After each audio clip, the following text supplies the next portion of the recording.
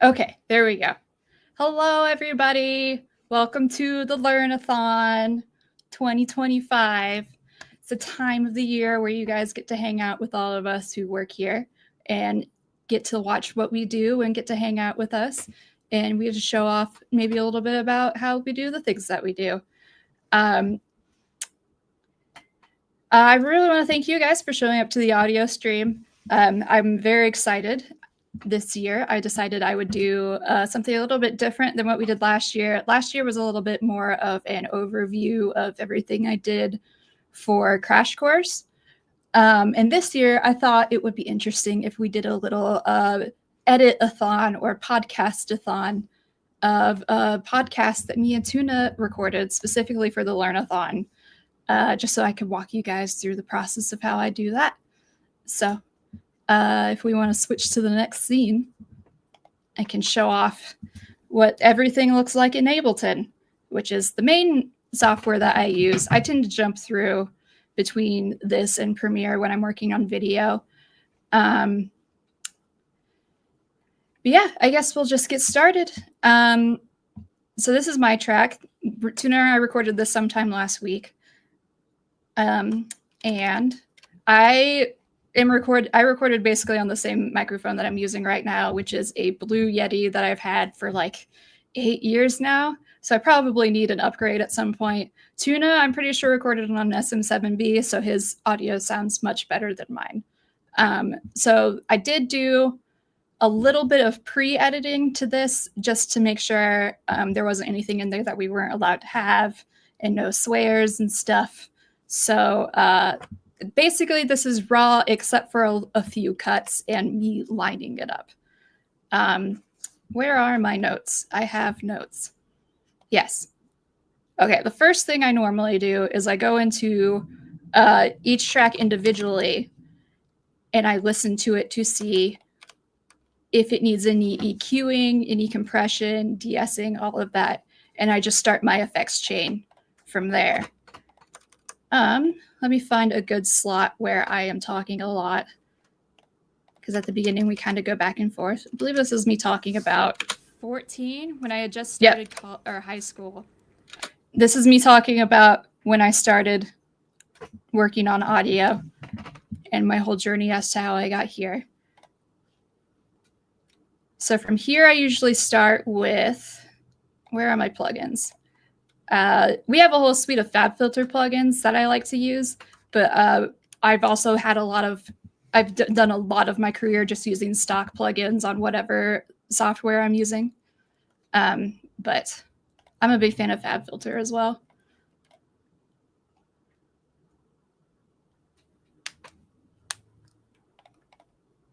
It's great to see a lot of audio enjoyers in chat. I am currently using Ableton Live 12. I have a lot of experience in a lot of different ones like Ableton and Pro Tools, Audition, but I do a lot of podcast editing in Ableton specifically because I just find it a lot easier that way. So I start off with an EQ. I've already have a preset that cuts off everything below 60 and everything above 18,000.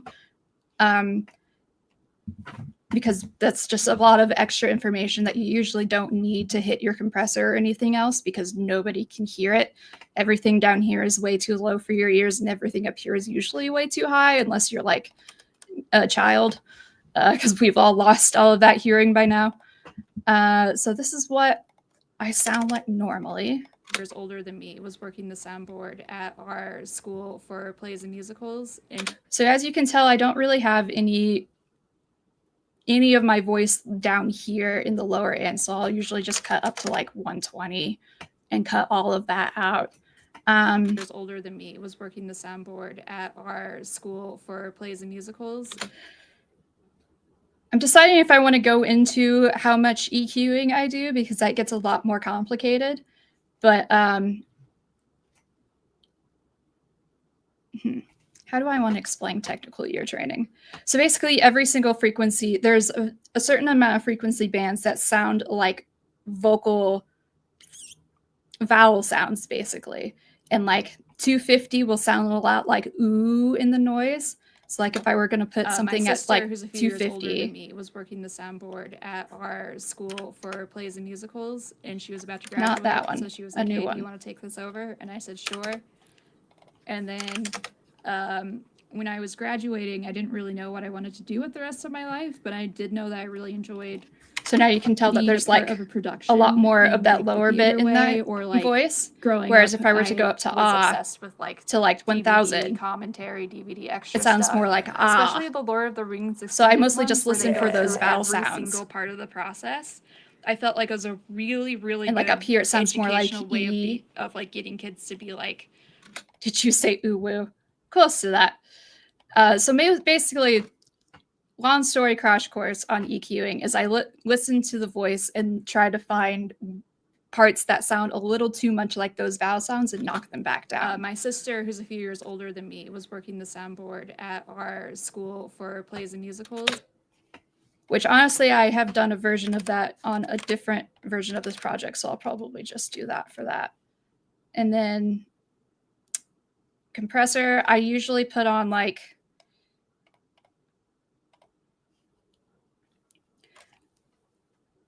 I usually throw it on about -12 to 3 or -18 to 5 on the threshold to ratio and leave everything else alone. And I do that for most vocal things, and it'll help like keep your voice compressed a little bit more so you can hear the lower ends. The quieter things louder and the louder things aren't as loud.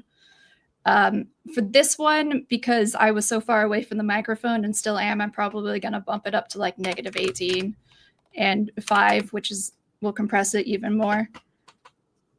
I usually do this before the video edit.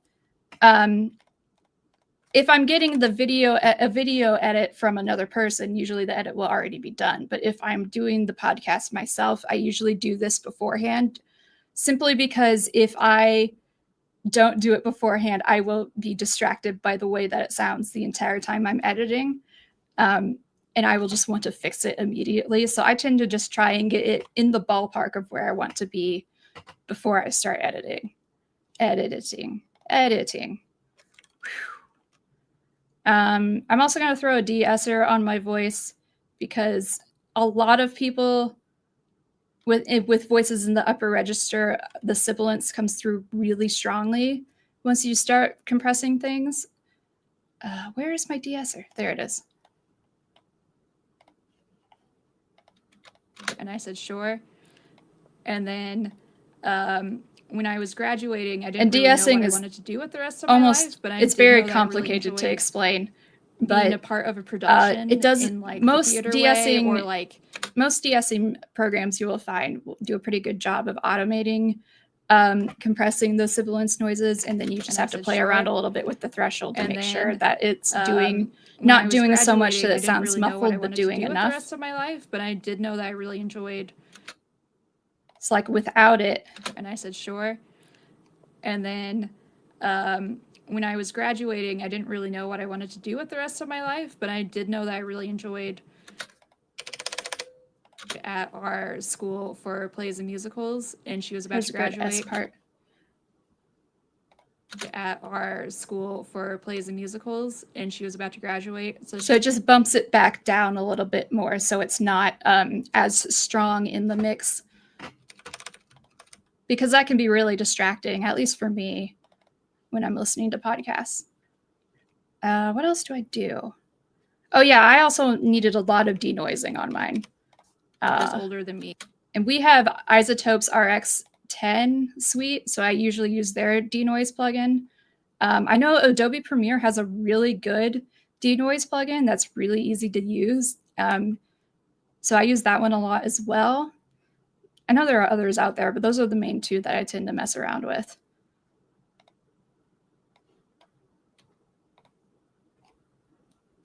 Years older than me was working the soundboard at our school for plays and musicals. You can hear the difference in that immediately from years older than me was working the soundboard. All of that noise in the background for plays and musicals, and she was about to graduate. And then it just drops like, entirely back out. Over? And I said, sure. And then that's probably good when enough. I was graduating. Built-in Audacity has denoising now too. That's cool. That's awesome. It's one of the few things since college that I feel like has gotten way, way better over time. You can hear it. I hear it a lot. Do I play with denoise in my placement in my effects chain first or last? I prefer to have it after the compressor and de-essing. I don't know if there's like much of a difference between the two, but I always find that with the compressor usually bringing the noise floor up closer to the voice, to the sound of you actually speaking, and then taking the denoiser and pushing that back down again.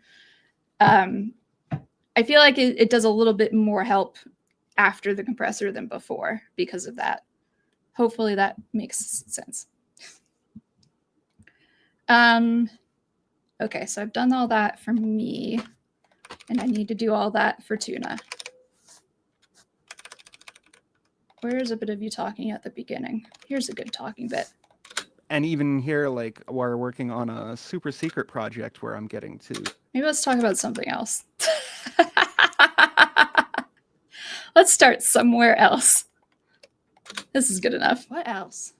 Yeah, for anybody listening who doesn't know, DAW is DAW, Digital Audio Workstation, and it's just a... You can tell like he gets really sound loud program. and also really It's quiet. just the Compression software helps with you that. use. Yeah. And we use a bunch of them. Yeah, I also, like, I jump around from Pro Tools and Audition mostly, but like for writing music, I'll use Logic, and they have a lot of... Audition's the thing. I forgot. Yeah, a lot of similarities. And then you have in male voices and voices in the lower register, you have a lot of more bass a lot tones. of similarities. So I tend to but, not cut as man, much they from all down have here on their them. own- So because otherwise it sounds a little bit too, I don't know, tinny. A lot of I guess. similarities, but man, they all have their own little foibles. They love. And Tuna already sounds pretty good, to be honest. So I'll do a little compression on him as well. I think I at least set zoom up to be the same in all of them, which I'm gonna up that. is super helpful, except sometimes I don't remember what those keys used to be used for, and so now I'm like, I don't know how to do this. I don't remember if I put a pretty sure de-esser on Zoom his is- because he doesn't really need one. Is that all I wanted to do? Yeah, his didn't have really any noise. In engineering voice, do you ever much use for side chaining? I haven't really found much one. I have found it helpful if you're mixing music underneath a voice to help not really dip the music out when you're talking, but more like have the music raise automatically when you're not talking. But sometimes I hear that in other people's videos and I find it a little bit distracting. So I kind of like doing that manually myself. So it doesn't sound, it sounds a little bit more seamless. But that's the only use of side chaining I have found when doing narrated type videos. I'm late to the stream. Is this Adobe Audition? This is Ableton Live, but I have also used Adobe Audition to edit as well. Yeah, it's often overdone. It also doesn't help that YouTube now, so YouTube takes everything and pushes it up to like -14 dBu all the way through. And they've also started adding their own level of compression to automatically to all videos, which adds to that level of things like sounding like having the music come in louder and then come back out again a bit, which is super fun knowing that I have to compensate for extra compression after everything I already do. So I've started compressing things slightly yet less and mixing sound effects and music into my stuff slightly lower because I know YouTube will raise it back up again by crushing everything together. Okay. So I think that's all I wanted to do before we start editing. Editing. The editing phase. So the first thing I will say about editing is that it's really, really good to have a mouse with extra hotkeys that you can set up for things like ripple delete or copy paste, or for like this button right here, the follow or not follow button. The hotkeys for that is like Control Shift R or something like that, or something really convoluted. So I set that up to a button on my mouse. Thoughts on how to acquire what sounds good, bad for beginners? Honestly, a lot of it just has to do with what you think sounds good and what sounds bad.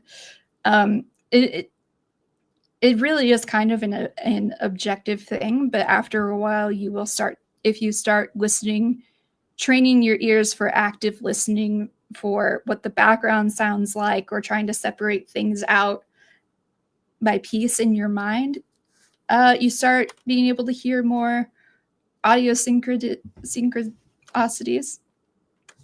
Sure. It's kind of like writing, read a lot to learn to write, listen a lot to learn a lot, audio edit. Yeah, it really is. It also helps to listen to other people critique other people's audio, because then you start learning what to listen for, if you know what I mean. Okay, so editing. I have a button on my mouse which I use to delete stuff so it goes a lot faster. And things like that will make it go a lot faster. And that is all I had to say about that. Okay, I'm glad I didn't need any of that audio before that. So basically, I figured starting this podcast for the Learnathon, we could do a little podcast just as an example of what recording a podcast is like. And also maybe talk about... Okay, I'm going to start it over here somewhere. Because I don't think we did an intro. I figured... Yeah. That is my brilliant intro. It's just so basically. Did you talk at all before this? A little bit. So basically... And then when you're trying to delete stuff for it to sound more natural, I try to get as close to where they start talking as possible, and that helps it sound a little bit more seamless. Basically, I figured, because if you cut in the middle of the silence, a little podcast, and then cut next to silence, you can usually hear what recording a podcast is like, and also maybe talk about some things we do audio-wise at Complexly. Basically, literally complex. Well, also, I am super lazy about it all the time. Complexly. You gotta learn rules and then break rules. Because this is literally just for me to show editing and mixing later. So. Oh, nice. Cool. And then we can cut all of that. Nice. And I also thought we could make and then if you're cutting in a space to two people are in different spaces, anytime someone makes a noise you don't like, you can just delete it. And I also thought we could make a list of the things that can go wrong during a recording and try to emulate those. Oh. I don't think we ever did that. There's a lot of meat on that bone. No. Have you chosen now to freeze on me?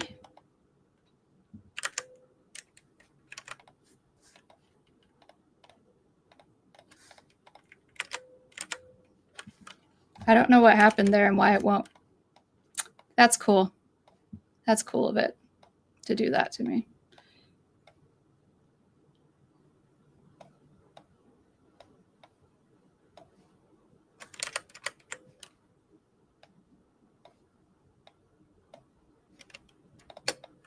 Okay, I fixed it. There's a lot of meat on that bone. Mm-hmm. Yeah. Are you hearing the cut because of the two silences being slightly different or background noises that clash? Yes, basically. Yeah. So maybe we can start with you. Meat on that. What other editing things can I show?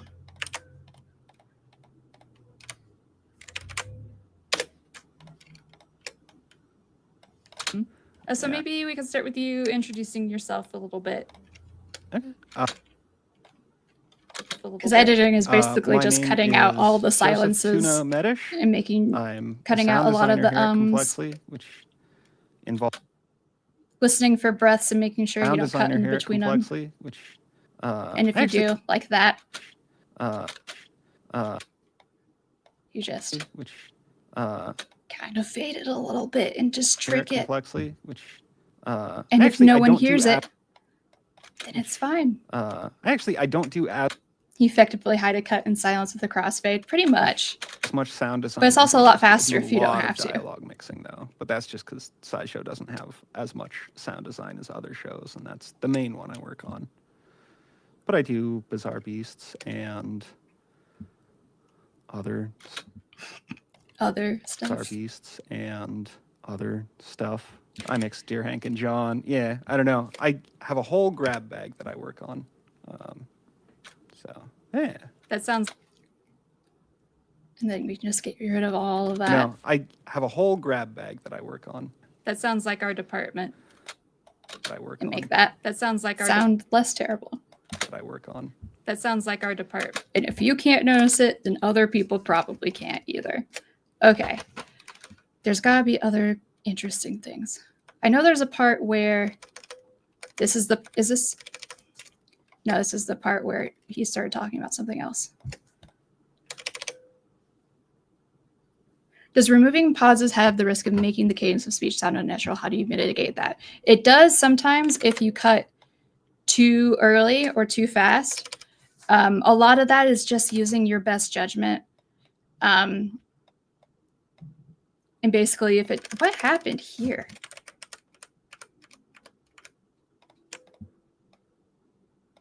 And even here, like we're working on a. All right. That's better. Basically, just listening to it yourself and going, does this sound natural? And then if it doesn't, just shifting the time and being like me trying to make it sound better to you. And if it sounds better to you, then most likely nobody else will hear it either. I kind of want to hear a Dear Hank and John episode that's just the silences and weird noises. We let the Gen Z editor edit Dear Hank and John, and it's just Yeah. Like once everything starts coming together. Whereas, you know, these little noises of agreement and acknowledgement, I view them as a major part of a conversation. I do leave quite a bit of them in.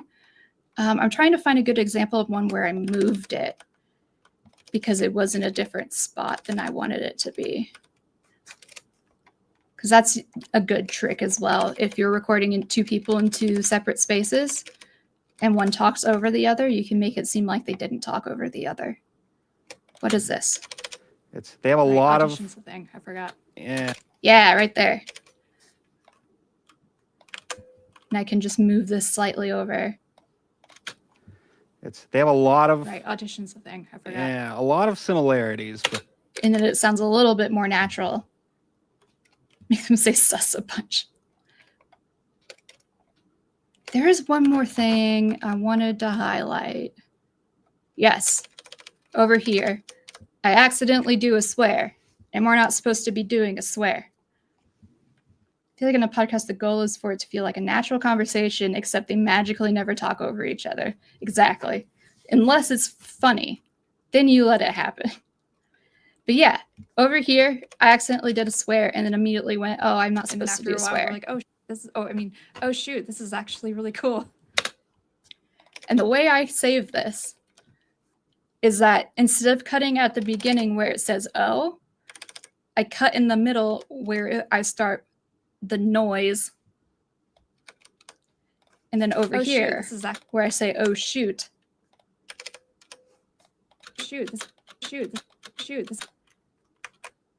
I cut in the middle of the sh. This is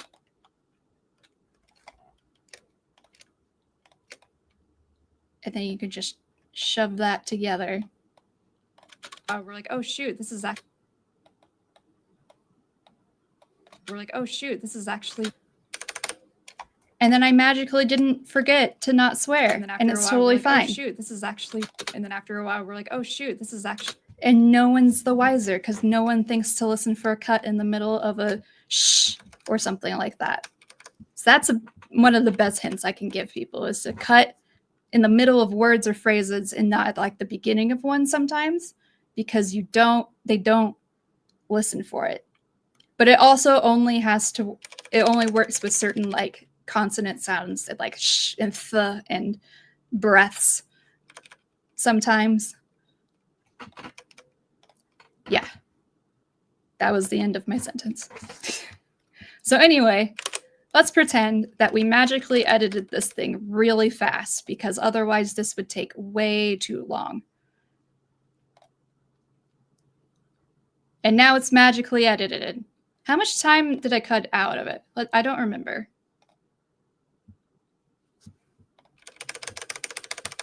So we recorded for about 30 minutes and 10 seconds, and cutting out all of the breaths and stuff.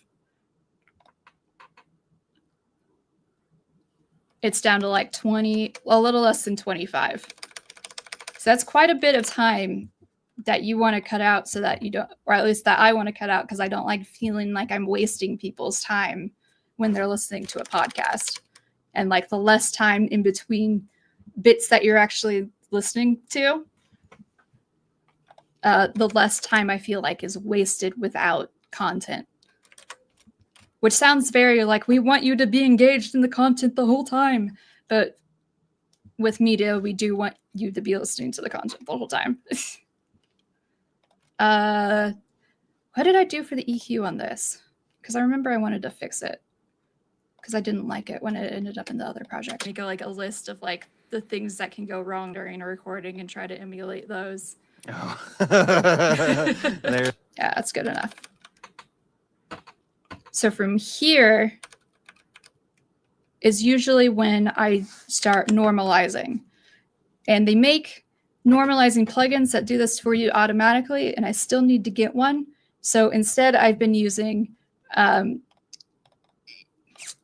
a plugin called Isotope Insight. And I have the old version that they don't sell anymore. So this is going to look completely different for everybody else. But it basically is just a analyzer that shows you what your audio is doing. Put things together, and I just have one that shows me all the levels, it shows me the, and then the music highlighter, and it's like, oh, like loudness over time, essentially. That's really cool. Up here, it tells me the loudest it's gotten. Feels much more in depth. And then down here, I have loudness once history. Starts coming together. And Whereas, the way that I do it, so I out don't have in to the middle sit of here nowhere, and listen to the whole thing, is I just export the whole thing. Sure, save that. And then it just renders for me right here. And I just kind of let it do that thing for a while. But it won't make you sit through that because that takes forever. Doing it with older, cheap, free versions makes it more accessible as a lesson. It does. I also got this plugin because I was a student. And I got it for free for being a student member of the Audio Engineering Society. I don't know if they still offer this plugin in particular. If they do, it'll be an Insight 2, which is probably nicer than the plugin that is a decade old that I'm currently using. But yeah, especially if you're a student, there are a lot of places you guys can get free plugins. Shocker that the goal of content creation is having as much content created as possible, right? We can't let you guys have any seconds alone with your ear holes not filled with noise. But at least our noise is educational. So anyway, I usually do that with it like in the big form. That made no sense. Where is, and it will eventually end up looking something like this. And this is how loud the whole podcast is over time. And then I usually take this graph and do my best to use it to turn things up and down, either with clip gain or volume gain, just by like a dB or two. Literally 1 dB or 2 dB will change things significantly more than you think they will when it comes to evening out what it sounds like. And so basically, when I did that, I was able to change it to this, which evened it out slightly more so that you're not having to stress to listen to the quieter parts or the louder parts aren't blowing your ears out. And it just sounds a little bit more even throughout everything. And it's especially helpful with videos like Crash Course where they're talking at a certain volume the entire time, but they're recording it over a really long time. So sometimes the recording is quieter or louder than it was like half an hour ago when they did the line before it. So being able to even out all of these is really helpful to just making your audio sound good. That was a great way to end that sentence. Do you ever have to do anything more complex than compress, denoise, de-ess, and balance volume in cases where someone is in especially unusual room and or using an unusual mic? I have used Isotope's de-reverb a bit for rooms that have a lot of echo in them. What else have I done? Because I had to do a bit of audio correcting stuff with Asking Anything this year. But it was a lot of like noise correction and stuff like that, and a lot of Isotope RX just finagling things. But for the most part, it's much, much easier to just try and have whoever's recording it have a clean recording in the first place and in a not noisy area, because then it will cut down on so much time that you have to spend on it in post. Does your headphone choice factor into levels and other audio engineering considerations? I know specific headphones you're wearing are known for being more flat. Anything I recommend specifically? I do recommend these as a good set. I tend to mix on headphones just because I live in an apartment, and I don't have space for giant speakers. But yeah, these are the Audio-Technica MHX50, and they're like $150. Maybe they're like $200 now. But they're the ones that I've been using my entire career. I know there's another pair of headphones that I think Panasonic makes that's also industry standard. But I recommend these a lot because anything with a flat response is helpful, so that you know that what you're listening to is accurate and not just your headphones doing something weird. Yes, so we've normalized the thing. I'm going to open the project with the normalized thing. That is where we're at. Please tell me it's this.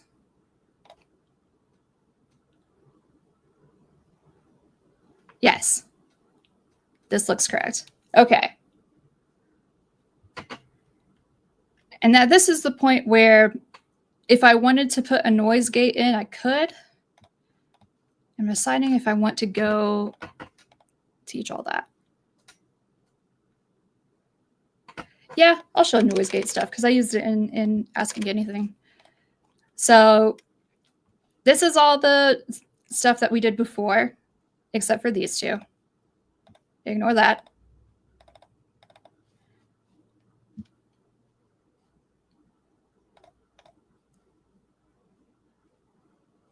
G for gate.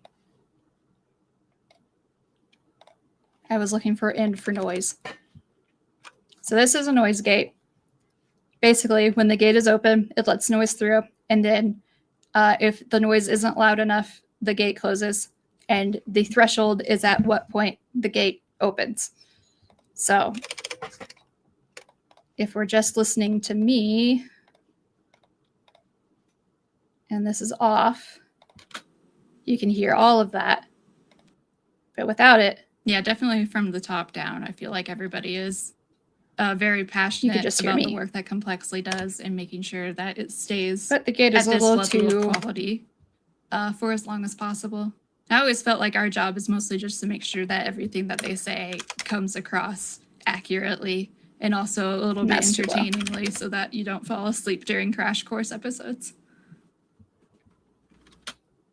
Open back Bear dynamic headphones. I've heard good things about open back as well. I have a pair somewhere of open back headphones that I bought years ago, but I'm just not used to mixing on them, so I never use them. I don't like hearing everything around me. Yeah, comes across accurately. So if I wanted to use a noise gate, I could, so that you don't fall asleep during Crash Course episodes. And then over here, if you want it to hold the gate open for longer, that's how many milliseconds it stays open. If you want it to have a little bit of a softer transition between Yeah, the definitely opening from of the the gate. top down. I feel like everybody is very passionate about the work. But it's that not a very good Complexly one 'cause does it's not and doing making sure anything. that it stays at this level of. Look ahead is basically the program predicting the future. And then attack is how fast it takes for the gate to open, and release is how long it takes for it to close. And I'm deciding whether or not I want to use a gate on this one, just simply I know that my audio from my end is pretty noisy, but I also find it a little bit distracting if a noise gate isn't done very well, because you can hear opening and closing while they're talking in the middle of the sentence, and that kind of bugs me. And also just hearing it open and close in general kind of bugs me. But it is a very good tool to use if you're in a very noisy situation with multiple mics and you want, like, for example, for Asking Anything, for the ones where we had 3 different people on the couch, usually I would have Hank's audio not have a noise gate at all, and then the other 2 people would have noise gates on there, so you could only hear their audio when they were talking.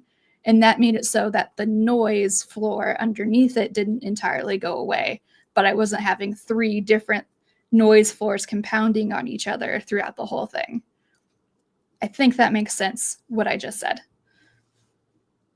You can throw a video track into Ableton too, and I've seen people take advantage of that, editing video audio. Yes, I have used the video engine in Ableton a little bit. My Windows computer isn't super happy with it though, so I don't do it very often. But yeah, Ableton is very versatile these days. I use it a lot as well for automations. I find that automating stuff in Ableton is a lot easier. Like, literally, you just press A and then you're able to automate pretty much anything on your tracks with any parameter you could want. And I know that's why a lot of people pick Ableton over something like Pro Tools. Any opinions on Adobe Audition? I use that at work sometimes for creating outgoing voicemail messages. I like Adobe Audition for how accessible it is. It is a little bit different than a lot of audio workstations that I use, but I have dabbled in it a little bit. It does seem like they have a lot more options these days as well when it comes to what you can and cannot do in it, but it does look a little bit complicated at first when you open it up. Pro Tools is also generally complicated. I took an entire semester course on Pro Tools, and I'm still don't really still have so much in it that I'm like, don't entirely understand. Okay. Pro Tools just has a lot of options for what you can do in it. So if you have something specific and complicated that you need to do, it's really good for that, which is why it's industry standard. But also, it being industry standard means that it hasn't needed to innovate in a lot of ways that other DAWs have had to, which is why I think that things like Ableton are easier to use.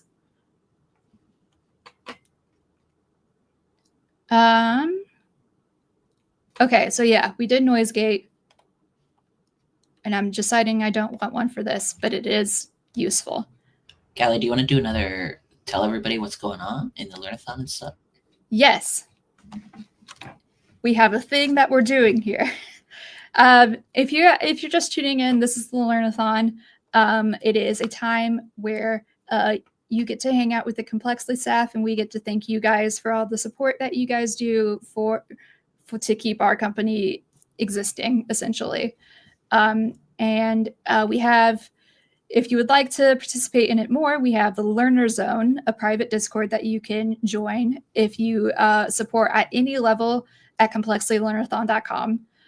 We have crafting meetups there. There's a daily question there. People talk about lots of different things in there, like movies and stuff. That's where you get to submit a question for Asking Anything, which is coming up in a couple of weeks. What else is there?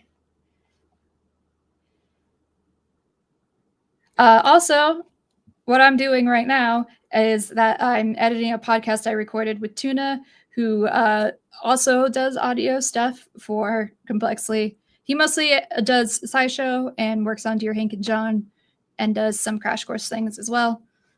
And I also do Crash Course things and End Lanes and Eons and Asking Anything and that. I'm a great host. Also, if you would like some merch for this show, for the Learnathon that we're doing, you can check it out, including some beautiful SciShow dice that I genuinely really liked, an Inlanes bandana that is also gorgeous, Asking Anything pin with Puzzle the Pelican on it that you can spin, and you can get a shirt on it with the Complexities motto, good information is worth it, which is definitely something I believe. All right, so we're almost done with our podcast. It's all edited. It's all mixed. Now all we need to do is make sure it's loud enough that people on the internet can hear it. And this is a thing that I was taught from the start from here that I believe comes from Hank's own philosophy for how audio on YouTube works, where we want everything to be turned up as loud as possible so that people can hear it when they're like on their phone on the bus or something. They can turn it up as much as possible.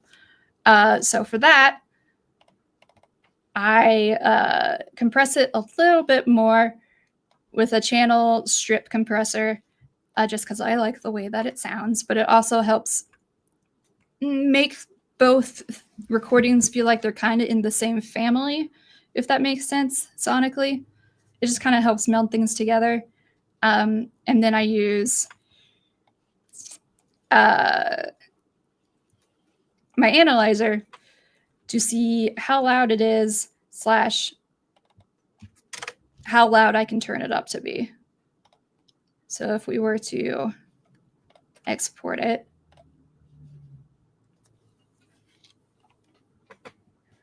and you can see that it's peaking a little bit around 6. It'll probably be more than that eventually. Its integrated loudness is about -26 right now. YouTube usually turns everything up to about -14. I try to shoot for anywhere between -16 and -21. And then the loudness range, I usually try to shoot for anywhere between 4 and 6. I think when I tested this one was about a 7, which isn't the greatest, but for a podcast is usually pretty okay because most people are listening to podcasts in headphone form. But then again, I'm also the person who listens to podcasts like in the car and stuff, so I try to make it smushed enough that you aren't constantly having to turn things up and back down when listening to stuff. Do you ever bring in transcript labels to help with editing? I haven't needed to for any Complexly projects yet.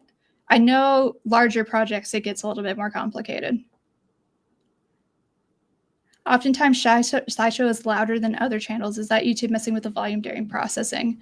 That's interesting. It might be just a difference in the way that Tuna mixes SciShow compared to the way that we do it, but also when it's just one person's voice talking. I know SciShow is very much a one-person voice talking with like very short cuts in between them, like less than a conversational style. And that's a lot easier to keep in like a monotone, like even, even volume. And like, it's easier to turn things up way much louder and have them feel louder if they aren't peaking as high as the lows are. Like, it's way easier to make that way more compressed because the person is just talking at the same volume the entire time. I really hope that made sense.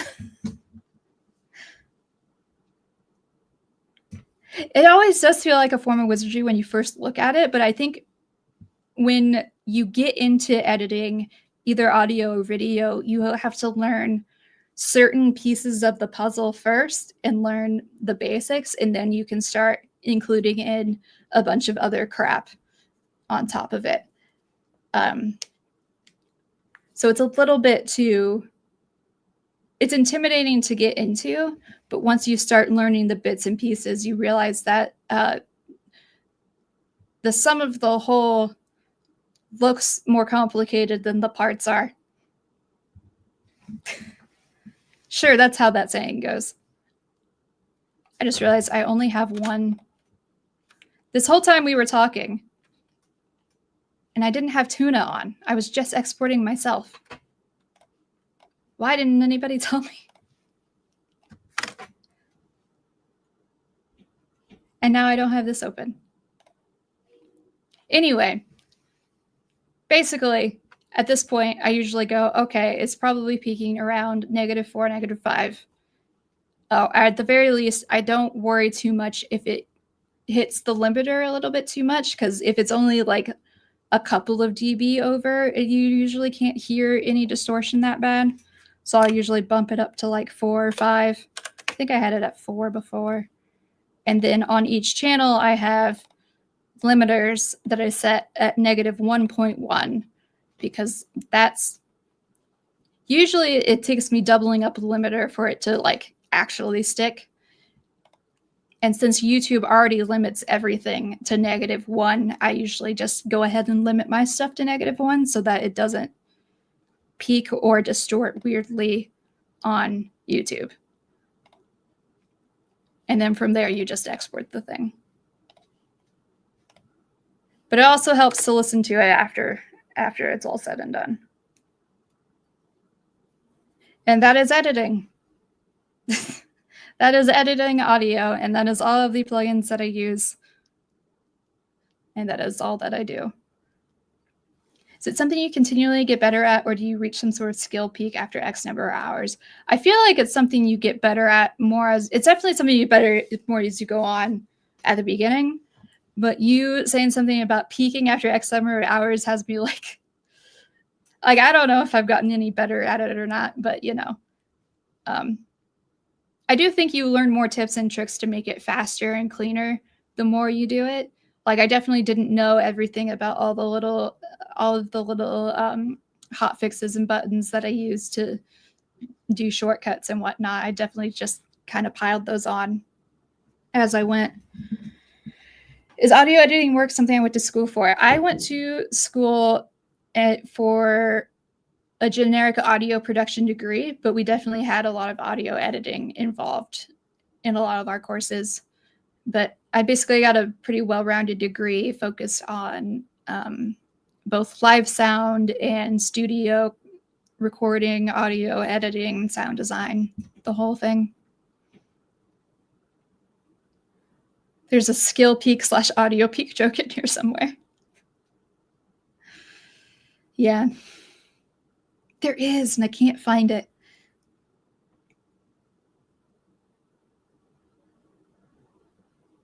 I'm excited by the idea of reaching a point where you're like, oh, I can do this well. Yeah. I feel like college was helpful for that too, because I could see my progress compared to like other people around me and realize that I was getting better at it.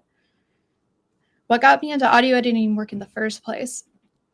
I basically started out doing live sound in high school for our theater and stuff.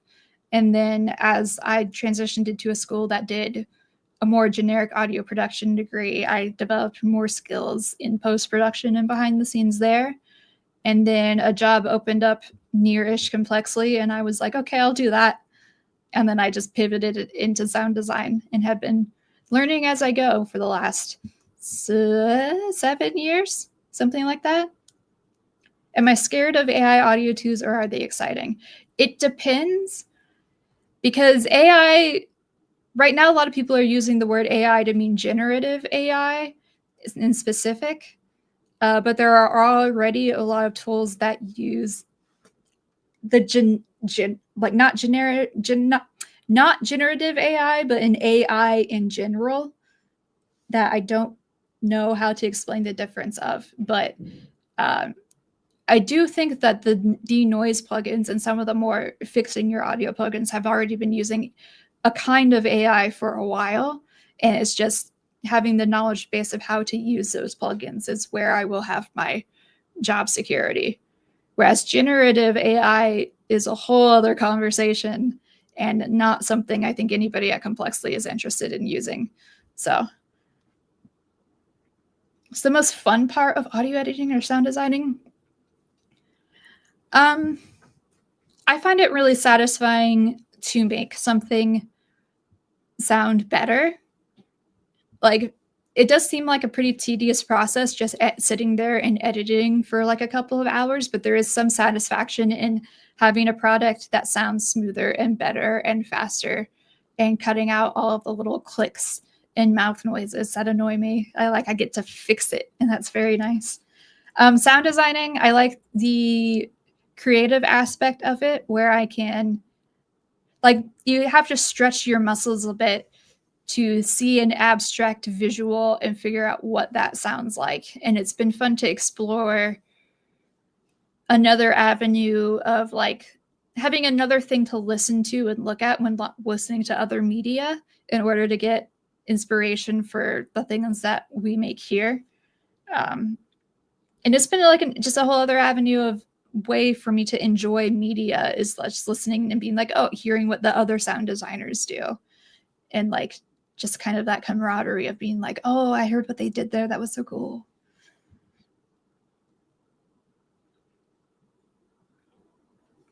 Audacity's open tools are pretty neat. Yeah, the whole removing background noise from vocals thing does seem pretty crazy to me. There are some audio fixing tools that have come out the last few years that have kind of blown my mind because they genuinely sound like magic to me. Because for so long it was stuff that we just could not fix, and now it's fixable. Do I have a personal base rate of how many minutes it takes to edit 1 minute of audio or that kind of metric? I haven't done freelance in so long, so it's hard for me to figure out what the rates are these days, but I know that there are some audio groups out there that have resources on their own pay structures. I think soundgirls.org still has a spreadsheet somewhere that people fill out with what their pay rates are so that you can share with each other what we're all earning, basically.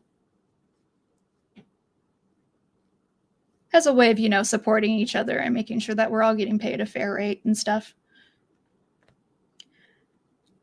What are some of my favorite pieces of art from a sound design audio perspective? Oh, that's so hard. As far as YouTube videos go, I finally fell down the Defunctland rabbit hole recently, and I feel like there are a few videos that he's made that have some really good sound design going on in them, and just a lot of good stuff all around. But I'm really impressed with the production level that he puts into what could just be an easily little explainer video, and I'm very happy with that. But it would be a good practice project idea for beginners. One of the first projects that we had to do in school was a 30-second radio commercial. And so that helps you not only get experience recording something, but also editing it down into a specific time frame and also making it sound good in that specific time frame. And also, so you get a, recording, editing, and mixing experience, but also an experience of having to fit a script into a certain amount of time in a very short amount of time. It was also a skill that when we were learning it, I thought radio's going out, so I feel like this specific style of commercial is not going to be around for much longer. And then podcasts happened, and now they're everywhere. So at least we have that job security.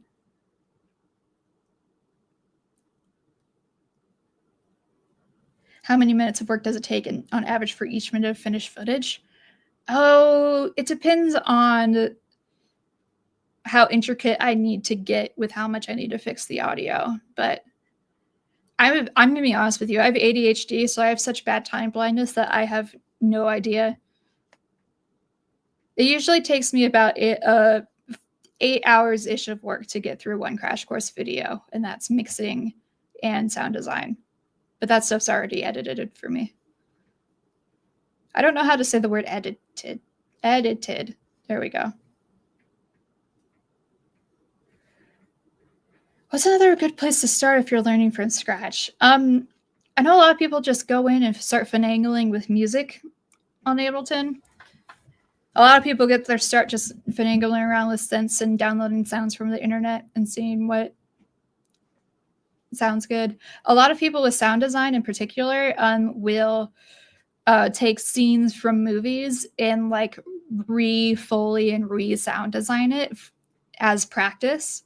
It's especially helpful if you want to get more into like it helps fill out a portfolio, especially if you want to do more animated style stuff. You can just pull like from another animated show, like a scene from like Transformers or something, and then re-sound design it yourself.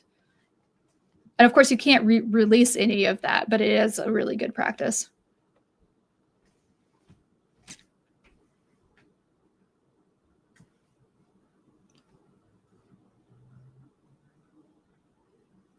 What else is there is good? If you have musician friends, that's helpful because you can just be like, hey, I want to record and edit your stuff. Hey, Laser. Hey, this has been amazing. I think we could tell everybody about the Learnathon and then say goodbye. There's a lot of fun stuff happening, including an animation and editing workshop coming up very soon, next in 2 weeks. Yeah. So thank you guys for hanging out today. I hope you were able to learn something from my rambling about audio all day. Thank you guys for showing up for the Learnathon. I hope you're able to support us. I'm really grateful for everyone who's able to support us and help us do our jobs here so that we can keep making videos that you guys love and help educate the world. If you want to support us by buying merch, we have the dice set, the bandana, the Asking Anything spinner pin with Puzzle the Pelican, and we have a cool t-shirt with our motto that says good information is worth it. And if you want to keep hanging out with us, we have a Discord that you can join if you support the Learnathon at any level. It's called the Learner Zone. And we have different meetups and stuff in there. And we also have alerts so that you don't miss any other live streams or events for the Learnathon. Yeah. Is there anything else that I need to say before we sign off today? I'm really glad you guys showed up. Thank you, everybody, for being here. All right. Bye, guys.